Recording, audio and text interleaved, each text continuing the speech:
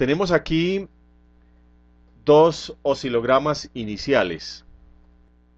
A la izquierda tenemos el oscilograma durante un periodo de 60 milisegundos tiempo en el que la fuente se desarrolla y aquí nos muestra todo el conjunto de ondas que en esos 60 milisegundos a una frecuencia muy alta desarrolla. Y a la izquierda tenemos una porcioncita de todo este conglomerado de la izquierda, pero esa porción de la derecha está grandemente aumentada, amplificada, de modo que la tenemos en un lapso entre 59.12 milisegundos y 59.30 milisegundos. Entonces quiere decir que hemos ampliado un pedacito del desarrollo de la izquierda. Espero que eso se entienda bien. Simplemente estamos ampliando y podemos ver que hemos tomado la onda en el colector del switch, en el colector del transistor switch de la fuente china. En ese colector, entonces podemos ver aquí las diferentes fluctuaciones que hay gracias a la oscilación de todo el sistema. En el momento en que la onda está en 0 voltios, partes inferiores, es cuando el transistor conduce. Y en el momento en que el transistor deja de conducir, pues la onda sube, pasa por el valor de la fuente de entrada, que son 320 voltios, y sigue subiendo hasta un pico que en el primer instante es muy fuerte, llega a un poco más de 720 voltios, y luego aterriza más o menos a un valor de 560 voltios. Esa es la circunstancia en el colector del switch en el momento en que él deja de conducir. Y la bobina, como decíamos ahora, le da ese garrotazo de un voltaje bastante alto. El transistor, por defecto, tiene una característica de que aguanta 800 voltios, eso depende del transistor. Cuando está abierto, entre colector y emisor aguanta como máximo 800 voltios. Significa que con esta onda no le estamos superando ese valor y está normal. ¿Qué sucede? ¿De qué es esta imagen? ¿A qué pertenece? Al circuito cuando tiene el snooper conectado. Entonces aquí tenemos la fuente y el circuito snooper. Este circuito está conectado. Ahora, ¿qué pasa cuando a la fuente le quitamos ese circuito? Aquí no está el circuito snooper. Y vamos a ver en esta parte superior, lo he tomado como imagen para no demorarnos demasiado mientras la fuente hace la simulación. He tomado una instantánea de esa imagen y entonces podemos observar ahora que en este lugar ya la fuente, vemos que el voltaje en el switch en un momento determinado ha superado los 800 voltios, ha superado los 800 voltios. Y luego, cuando la fuente se estabiliza, ese voltaje viene a ser superior a 700 voltios. ¿Cuándo? Cuando no tenemos el circuito snooper conectado. Miren que cuando teníamos la tensión estable, se supone que aquí en este lapso de la fuente ya el voltaje de salida alcanzó los 110 voltios en más B. No lo estamos viendo ese voltaje. Aquí estamos viendo en el primario del transformador lo que está sucediendo en el colector del switch concretamente.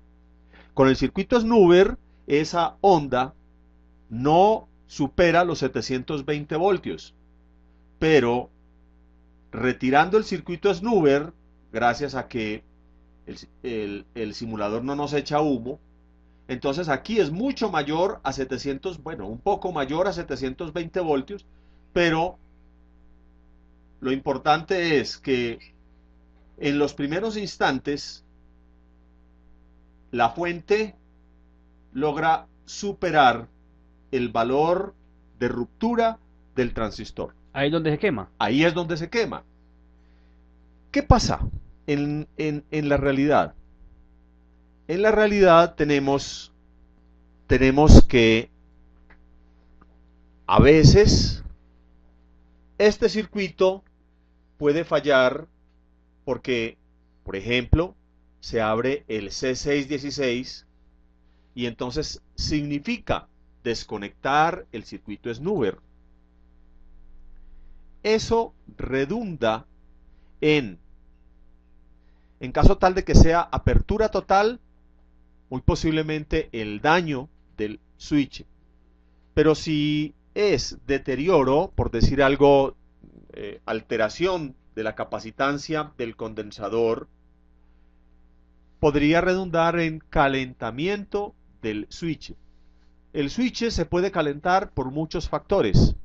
Una onda excesiva en el circuito colector-emisor, que es lo que estamos viendo cuando el circuito snooper no trabaja bien, puede ser una causa de calentamiento, pero también podría ser otra circunstancia en el circuito base emisor, en fin. Concretamente, en el circuito de colector emisor, entonces, la onda supera los valores de ruptura del transistor cuando el circuito snooper no trabaja.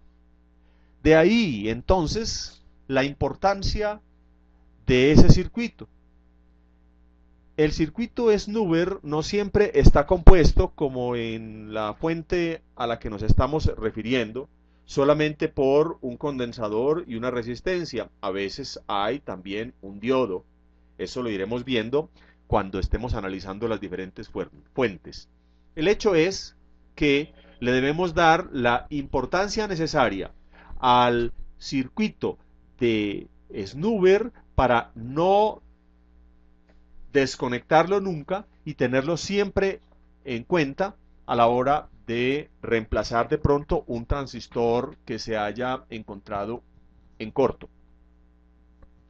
Bien, por ahí tenemos suficiente con relación al circuito snooper. Vamos a ir entrando en la parte de síntesis, como les decía ahora al comienzo, del funcionamiento de esta fuente china.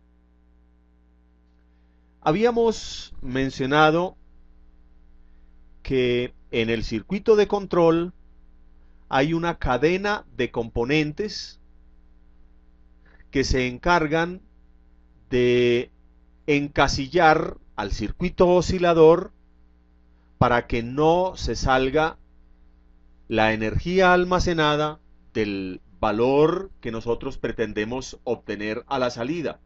En este caso, si hablamos de 110 voltios para la parte del más B en el flyback, si hablamos de 16 voltios o hablamos de 24 voltios, dependiendo de las prestaciones de la fuente, esos voltajes, esos valores, no deben salirse de su límite y lo logran gracias a la acción de una cadena de circuitos, empezando por el comparador de error, que está compuesto por la muestra, la referencia, que es el diodito Zener, que en este caso está un poquito oculto aquí, es este diodito Zener, esa es la referencia, el transistor que actúa como comparador de error, el optoacople, que es el mensajero entre el secundario y el primario del transformador o de la fuente, y luego el propio circuito de manejo del switch, que en este caso se representa muy concretamente con el transistor V611 y que llega a cerrarse finalmente con el transistor V612. Muy bien. Entonces, tenemos la cadena de elementos que nos van a controlar la fuente, la muestra compuesta por este divisor resistivo, el comparador de error V631, que en su emisor tiene el diodo de referencia, el optoacople y luego el transistor que es directamente manejado por el optoacople, que es el V611, y esa cadena termina en el V612 antes de abordar el switch. Luego, los elementos que nos dicen a nosotros, aun cuando no tengamos plano, ¿cuánto saca la fuente? ¿Cuánto saca la fuente? Acuérdense que habíamos dicho, es posible encontrar el voltaje de salida si tenemos las resistencias que componen el divisor de tensión, resistencia superior, resistencia inferior, la referencia, que en este caso está compuesta por el diodo Zener, más el voltaje base emisor del switch.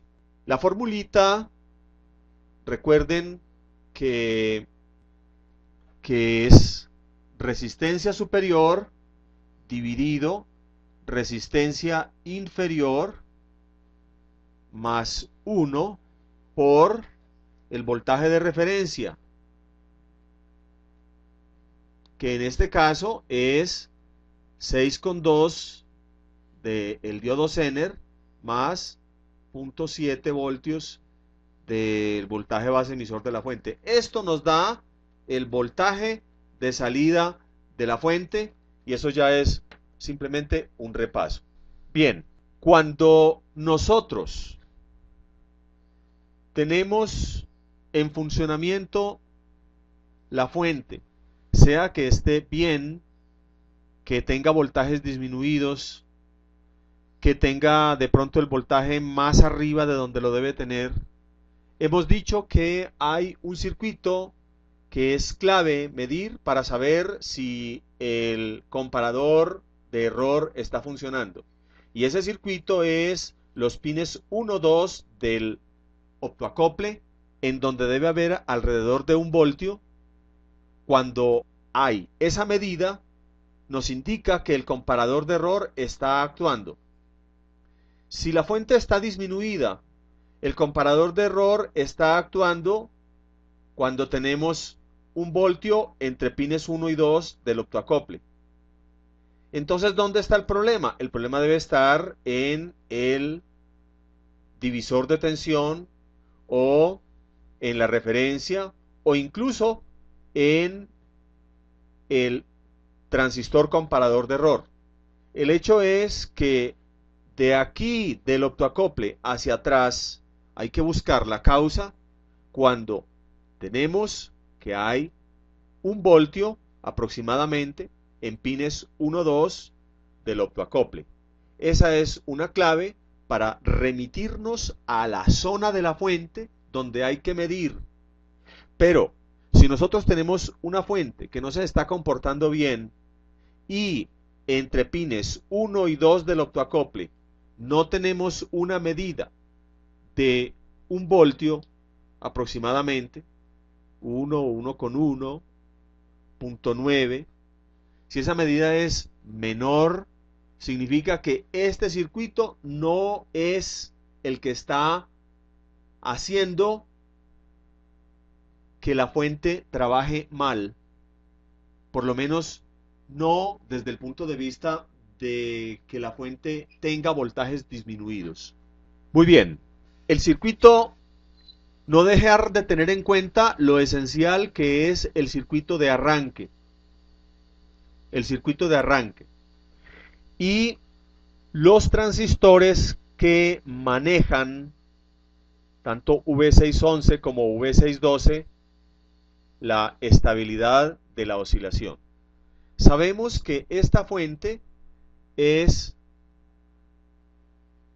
se maneja por variación de frecuencia y la menor o mayor frecuencia se corresponde Exactamente, si es menor la frecuencia, con mayor energía almacenada. Eso significa más voltaje a la salida.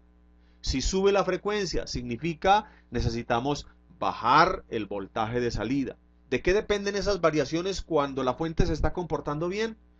De cuánto se requiera en la carga, de cuánto voltaje tenemos a la entrada. La entrada, si la entrada baja o si la entrada sube, eso incidirá en la frecuencia de la fuente. Si el consumo a la salida baja o sube, eso incidirá en la frecuencia de la fuente. Esa frecuencia está principalmente influida por el comparador de error, toda la cadena del comparador de error. En otros momentos me he referido a este diodo que está acá y lo he dejado a un lado cuando he hablado del bias que hace la realimentación para que el circuito de fuente en la base tenga el transistor un apoyo para conducir. Hemos hablado del condensador C614 y la R619 y el diodo lo hemos dejado aparte. ¿Ese diodo qué hace? El diodo que está en paralelo con el C614 y la R619 se encarga de ayudar a que la fuente esté muy estable en la onda de base.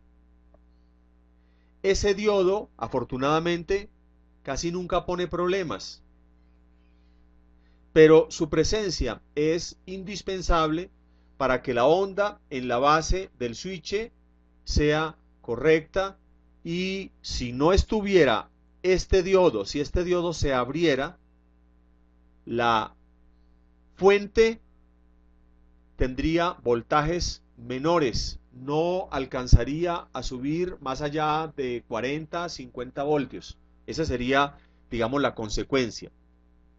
Hay otro par de diodos acá, un Zener BD619 y un diodo 1N4148 en serie con el Zener.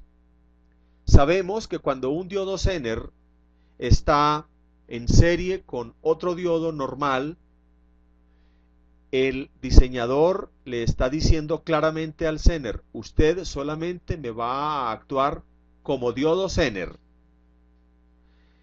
Y en este caso concreto, este par de elementos puede que en algunos diseños los encontremos y en otros estén ausentes.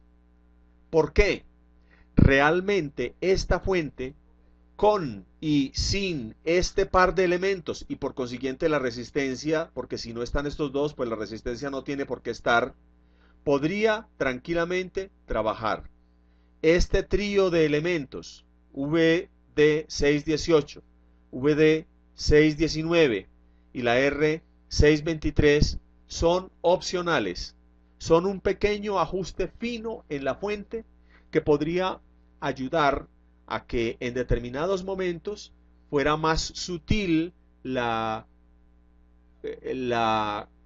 el control de frecuencia de la fuente. Sin embargo, cuando ellos no están, la fuente también trabaja, de modo que no se preocupen, o si en algún momento tienen duda de ellos, pues simplemente desconectan. ¿Cómo encontrarlos fácilmente? Se encuentran el par de diodos, por ejemplo. Aquí tenemos el switch. El bias sale de acá. El circuito de condensador y resistencia en paralelo con el diodo que les mencionaba ahora está aquí. En esta fuente, en esta imagen, por ejemplo, el diodo Zener con el transistor, con el diodo convencional no está. En esta fuente no aparece. Estaría ubicado aquí. Del bias estaría así. Y aquí estaría la resistencita en serie. Ese sería el circuito. ahí están los tres elementos.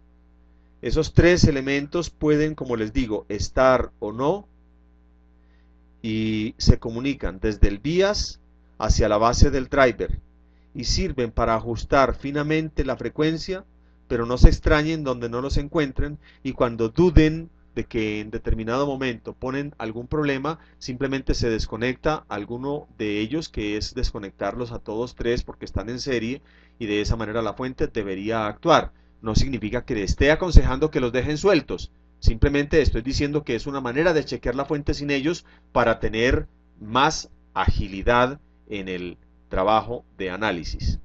Profe, a ver, hay unos chasis que tienen, pues aparentemente son iguales, pero uno ve que unos tienen unos elementos que los otros no. Se puede dar este caso, que ya el fabricante se dio cuenta de que esos elementos no es que sean muy importantes ni decisivos, entonces los retiran. Sí, sí.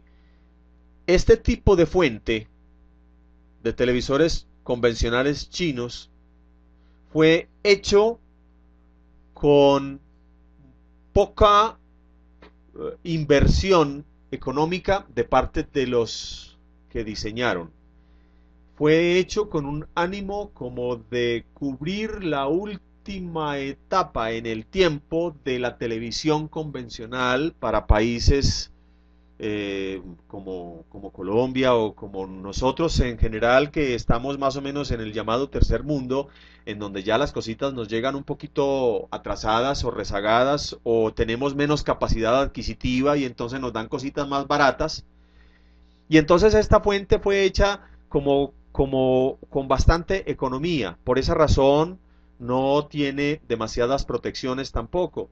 Aún así trabaja bastante satisfactorio, y hablando de circuitos como protector de sobrevoltaje no existe, protección de sobrecorriente tampoco está dada, por lo menos de la manera convencional, en donde se hace comparativamente con otras fuentes. Puede que alguien que haya hecho la fuente me diga, no, pero ella se protege de esta y de esta otra manera, porque a veces en el solo hecho de configurar en la construcción el transformador, pueden hacer que una fuente, digamos, si le están gastando demasiada corriente, entonces el transformador simplemente no sea capaz de dar la corriente, y diga el diseñador, no, es que nosotros fabricamos el transformador de modo que si le están pidiendo demasiada corriente no sea capaz de darla. Eso indirectamente podría ser una protección de sobrecorriente. Bueno, uno tendría que respetar ese tipo de ideas en la fabricación, porque comprende que ellos han hecho todo el esfuerzo económico para ahorrar y poder vender el televisor baratico. Bueno, Profe, y también haciendo énfasis para quienes nos acompañan por primera vez, que veo varias personas y bienvenidos de nuevo, que estamos viendo esta fuente básica, porque a partir de esta es que vamos entendiendo las fuentes que son un poquito más complejas, ¿cierto? Entonces, no es el hecho de quedarnos aquí en esta fuente china básica, pues quizá no se vea mucho ahora en el taller, pero esto va a ser el punto de partida para ver unas fuentes mucho más complejas, ¿no es cierto? claro, es que el hecho de que sea una fuente discreta nos permite observar cosa por cosa y saber cómo incide cada una de ellas en el circuito. De esa manera nos da un aprendizaje donde nosotros podemos ver, digamos, diseccionada la fuente. La podemos penetrar hasta los componentes más íntimos y saber cada uno de ellos qué oficio desempeña. Entonces, eso no siempre es posible con las fuentes integradas, porque dentro de un integrado puede estar todo esto, pero nosotros no tener la opción de, de entender qué papel hace, y máxime cuando podemos recurrir a la simulación. Entonces aquí nosotros podemos quitar y poner cosas y saber de qué manera actúa cada una de ellas. De modo que lo que vamos a ir haciendo en lo sucesivo será avanzar en el análisis de las fuentes, teniendo siempre presente todo lo que hemos aprendido con esta, que es más sencilla para empezar. Muy bien. Ahora vamos a referirnos un poquito a las inquietudes que han ido planteando a lo sucesivo, en lo sucesivo de la charla de hoy, de parte de los compañeros. ¿Qué hace el bias en esta fuente, Eduardo? El bias es el devanado que, estando en el lado primario de la fuente, contribuye, en este caso, a la realimentación del switch como parte de la oscilación.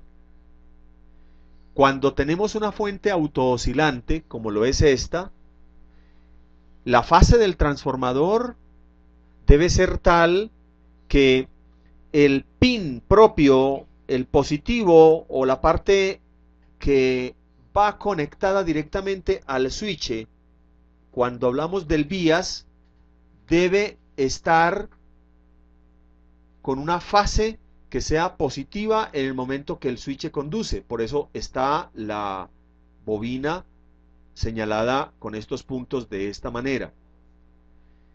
Ese bias entonces se encarga de hacer la realimentación positiva del switch. Yo lo he dicho en otras palabras, en términos coloquiales he dicho, al switch cuando arranca, y lo hace por las R620, 621, 622 y 624, hay que decirle, tenga para que realmente se sature. Eso lo hace el bias. El bias refuerza ese primer impulso que le da el arranque al switch. ¿Quién se encarga de frenar? El driver, que es el V612. Bueno, Juan José, ¿cómo absorbe el circuito Snoover los picos de voltaje? Y cuando no tiene opto, ¿cómo se regula? Muy bien, hay dos preguntitas ahí. La primera, sobre todo, es interesante porque se refiere muy concretamente a este circuito que estamos trabajando hoy.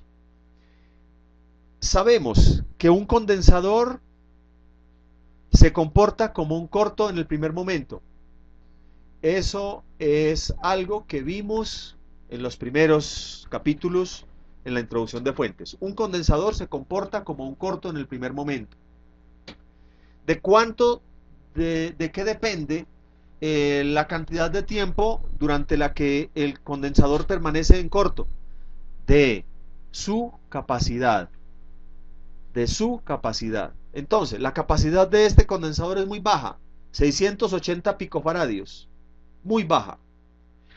Se corresponde con una duración muy breve de este pequeño impulso que vemos aquí. Este pequeño impulso que se da en el primer instante en que el switch viene de conducir a estar abierto. Cuando esta onda levanta, el transformador ataca durante un breve instante con un pico muy fuerte. Durante ese breve instante, el condensador, que se comporta como un corto, conduce y pone en corto ese pico que está aquí. Voy a decir que el pico se genera aquí. Digamos que ese es el pico. Entonces este condensador lo lleva hacia el voltaje de entrada. Este voltaje de entrada son 320 voltios. Esta fuente tiene 320 voltios a la entrada. Entonces, cuando el transformador reacciona, mire el voltaje de 320 donde queda. Mírelo aquí. Significa que este pico está mucho más arriba de 320. En ese momento, este lado de la fuente, el lado inferior, es más positivo y por consiguiente el condensador sirve como un puente para llevar ese pico hacia los 320 voltios. Esa es la manera como el circuito Snoover actúa. O sea, que ese porrazo, por llamarlo así, lo absorbe el condensador para proteger el transistor. Correcto, correcto. La resistencia, ¿qué hace? La resistencia limita un poquito la corriente. Mire que el valor es 68 ohmios, de manera que es un valor muy bajo. El condensador durante un breve instante se convierte en un corto para este primario, y eso sirve para que el transistor le den menos duro en ese instante.